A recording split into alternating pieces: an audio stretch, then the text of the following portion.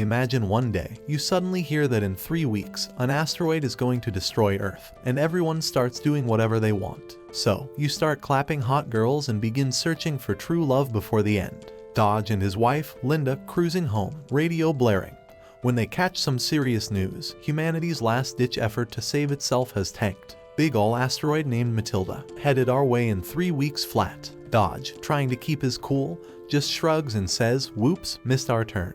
But Linda, she's staring at him like he's lost his marbles, then bolts without a word, leaving Dodge scratching his head. Now, despite the impending doom, Dodge's life rolls on like normal. People are handling the news in all sorts of ways. Some are even offering exit strategies for those who want out early. Dodge hits the gym, catches a news flash, cell service, toast, power and water. Next on the chopping block. But Dodge, he's not sweating it. He just hops back in his car, even though traffic's a nightmare, and heads to work like it's any other day. So, Dodge, the insurance guru, strolls into work to find the company tossing around executive positions like they're going out of style. Talk about a curveball. Dodge and his crew are all feeling the sting of hopelessness, each grappling with it in their own way. After a long day of uninspiring meetings, Dodge heads back to his apartment complex, hoping for a glimmer of joy in his mailbox. But it's just the echo of disappointment. And when he steps into his unit, what does he hear? The hum of a vacuum cleaner. Cue Dodge's sinking heart.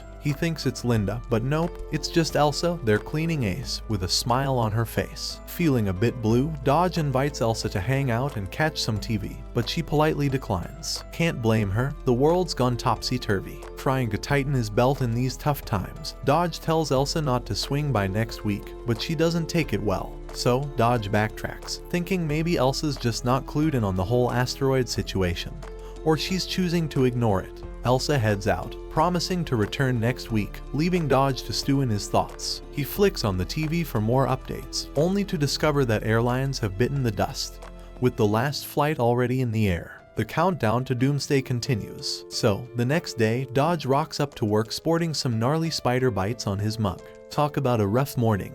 And just when he thought it couldn't get any worse, a dude decides to take a leap of faith straight onto Dodge's car, leaving him shaking in his boots. With 14 days left on the clock, Dodge figures he might as well shake off the bad juju at a party thrown by his pals, Warren and Diane. But as soon as Diane opens the door, she's all about digging into Dodge's love life, throwing shade about Linda never looking too thrilled with him.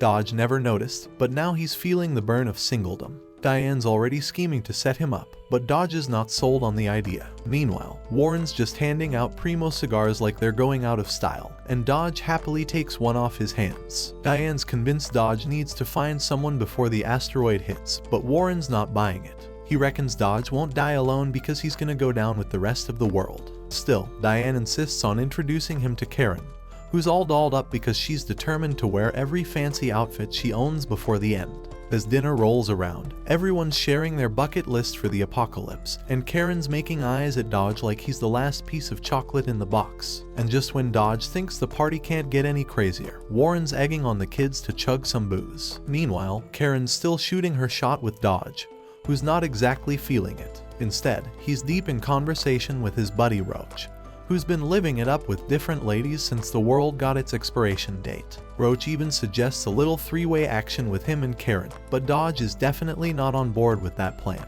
Things take a dark turn when Dodge's crew starts dabbling in hard drugs, sending him scurrying to the bathroom for cover. But just when he thinks he's safe, Diane comes knocking, and to Dodge's shock, she plants one on him. Quick as a flash, Dodge pushes her away, reminding her that she's married to his buddy. But Diane's got a different take, claiming that in the end times, nobody belongs to anyone. Feeling out of sorts, Dodge calls it quits and heads home early, diving into memories of simpler times. He gazes at a photo of him and his high school sweetheart, Olivia, and starts strumming his harmonica. Suddenly, he spots a woman sobbing by the fire escape.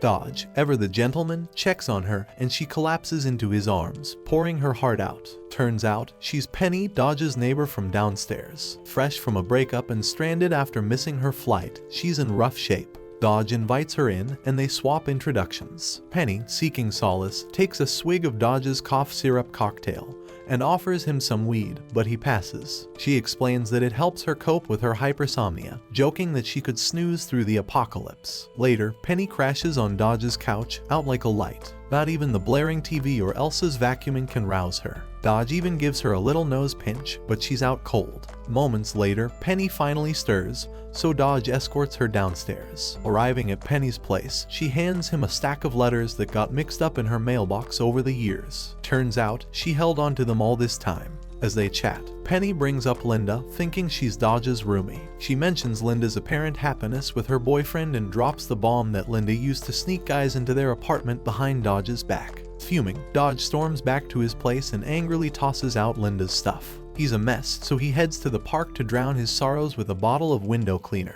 But even after his attempt to check out, Dodge wakes up the next day to find a stray dog tied to his foot and a simple note, "Sorry." Heading home, Dodge sees chaos unfolding in the streets but chooses to ignore it, lost in his own world of hurt. In the midst of Dodge catching up on the chaos outside through the news, he digs through the stack of lost mail Penny handed back, stumbling upon a confession letter from Olivia dated months ago. Talk about a curveball. But before he can wrap his head around it, a brick shatters his window, courtesy of the riot outside. Dodge gears up to step out, but a commotion in the hallway throws him off, so he opts for the fire escape instead, with Sorry, the loyal pooch, tagging along. Down at Penny's pad, Dodge crosses paths with Owen, Penny's ex, who jumps to conclusions, assuming Dodge's been cozying up with her. Dodge shrugs off the accusation, focusing on waking Penny and giving her the heads up about the riot outside.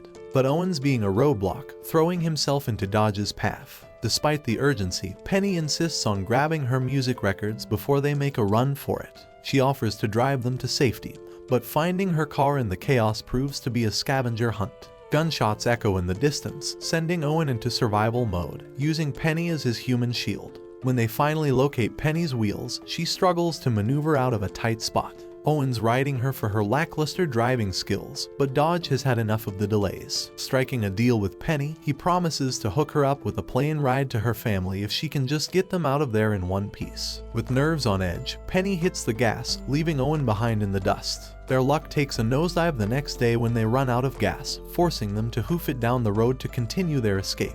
As tensions flare up due to their dire situation, Dodge lays into Penny, blaming her for missing out on Olivia's letter and accusing her of ruining his life. Penny, feeling the weight of guilt, promises to help him track down his lost love. She flags down a passing vehicle, driven by a guy named Glenn, and persuades him to give them a ride to Somerset. Glenn, being a decent chap, agrees to lend a hand. On the journey, Penny prods Glenn to spill the beans about his life, and he confesses that he was contemplating ending it all after learning about the impending apocalypse. However, he admits that offing himself won't earn him a ticket to paradise. While Glenn's chatting away, Dodge notices some shovels in the back of the truck, sparking his suspicion. Glenn pulls over for a pit stop and invites Dodge to join him, but Dodge declines. Penny takes Sorry for a stroll while Glenn's away, and when she's out of earshot, Glenn mistakes Dodge for the hitman he hired. Dodge is baffled at first, but they clear up the misunderstanding. Unfortunately, before they can breathe easy, the real hitman strikes, shooting Glenn in the neck and making a hasty exit. Penny returns to find Dodge and they solemnly bury Glenn with the shovels from his truck. With no other options, they decide to take Glenn's truck. But there's a snag, they accidentally buried the keys with him, so they have to dig him up again. As they hit the road once more, Dodge and Penny bond over their shared ordeal. Their journey takes an unexpected turn when they stumble upon a diner called Frenzy's and meet Darcy and Katie, the overly enthusiastic servers. Penny, thinking on her feet, fibs that it's Dodge's birthday, leading to a whirlwind of attention and a few cheeky kisses from the hot staff. But when things start to spiral out of control, they make a swift exit from the restaurant. After sharing a moment of intense lip-to-lip in the truck, Dodge feels a twinge of unease afterward due to their age gap.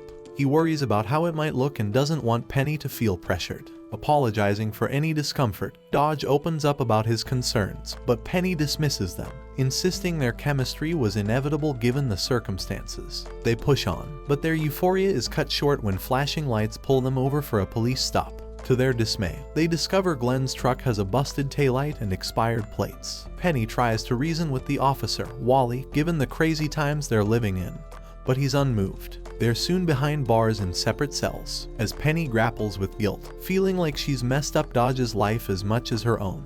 Dodge tries to reassure her through the bars. He shares snippets of his own story, hoping to lift her spirits. Eventually, another officer steps in, apologizing for Wally's attitude and offering them a ride. But with their original plans out of reach, Penny suggests heading to Camden, where her ex-Spec lives. At Spec's bunker, Penny uses a satellite phone to reach her family. But when it comes to Dodge, Spec makes it clear there's only room for Penny. Unfazed, Penny refuses to stay, asking for a vehicle to take Dodge to Olivia. They leave, ignoring Spec's demands for the car's return. Arriving at Olivia's place, they're met with silence. With no one around, they take the chance to break in, aiming to make the empty space feel a bit more like home. Later, as Dodge wakes up, he finds Penny busy in the kitchen, rustling up a meal from whatever they could find.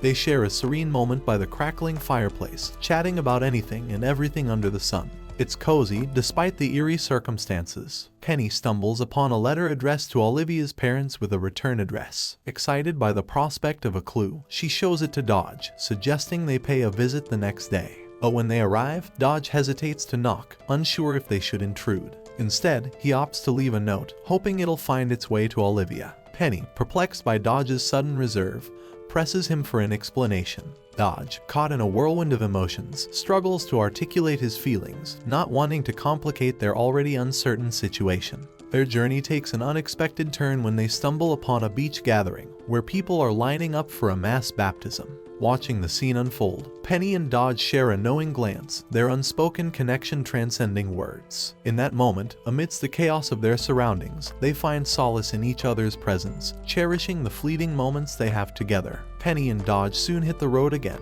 and before they know it, they've made it to Somerset. There, Dodge makes the introductions, presenting Penny to Frank, the man with a plane he knows. Little do they realize, Frank is Dodge's father, a figure absent from Dodge's life for over 2 decades. Despite the family tension hanging in the air, they're compelled to set it aside, given the imminent end of the world looming over them. They spend a precious evening together, catching up on lost time and attempting to mend old wounds. As the night wears on, Dodge carries Penny to Frank's plane, her form peaceful in slumber. In a quiet moment before departure, Dodge leans in close, his voice soft as he confesses to the sleeping Penny that she's the love of his life. With a lingering glance, he bids farewell to his father and steps onto the plane, their destination uncertain but their hearts full of hope.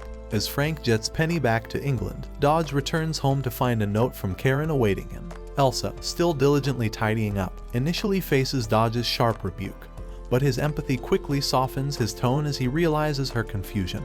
After retracting his words, he bids her farewell, oblivious to the finality of the moment. With only 16 hours left on the clock, Dodge tunes into the last TV broadcast, mentally bracing himself for the impending cataclysm. Seeking solace, he seeks refuge in Penny's apartment, surrounded by the comforting familiarity of her music collection. Suddenly, a power outage disrupts his solitude, and Sari's insistent nudges guide him to an unexpected sight.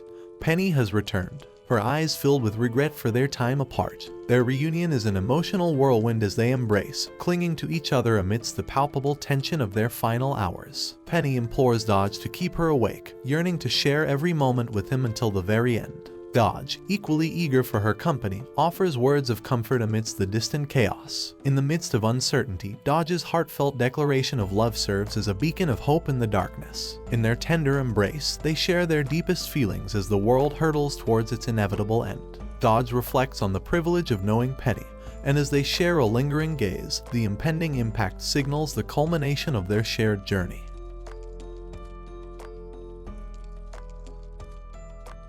And that's where this video ends. Watch the next one and take care.